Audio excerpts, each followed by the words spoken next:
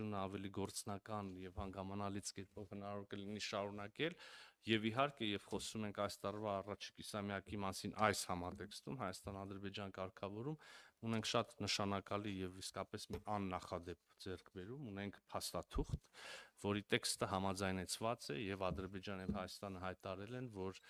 խաղաղության պայմանագրի, սա պայմանական անունն է, հիշում եք իրականում անվանումը փաստաթղթի մի քիչ երկար է,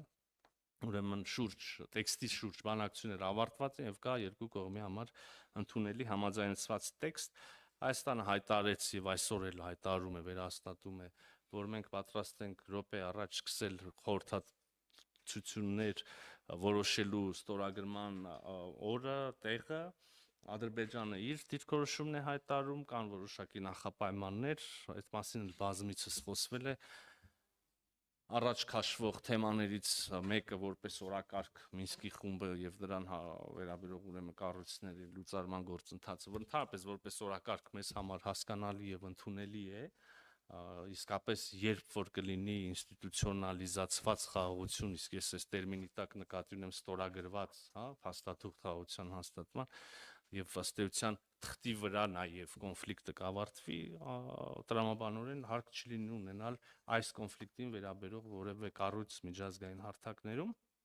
այնուամենայնիվ տեխնիկական նյուանսներ կան, մենք կարծում ենք, որ այս գործընթացը Մինսկի խմբի եւ կառույցների լուծարման եւ խաղաղության պայմանագրի ստորագրման, հետագայում վավերացման, ուրեմն գործընթացը առնվազն պետք է զուգահեռվեն եւ մենք միաժամանակ կարող ենք օրինակ երկու թղթի շուրջ հանդիպում ունենալ, ստորագրություն ունենալ։ Թուրքիայի հետ մեր երկխոսությունը ես կարող եմ անկեղծ ասել, չունենալով դիվանագիտական հարաբերություններ Թուրքիայի հետ, պաշտոնական դիվանագիտական հարաբերություններ, մենք ունենք շատ ավելի ակտիվ եւ գործուն երկխոսություն, քան բազմաթիվ երկրներ, որոնք իրար հետ ունեն դիվանագիտական հարաբերություններ, անշուշտ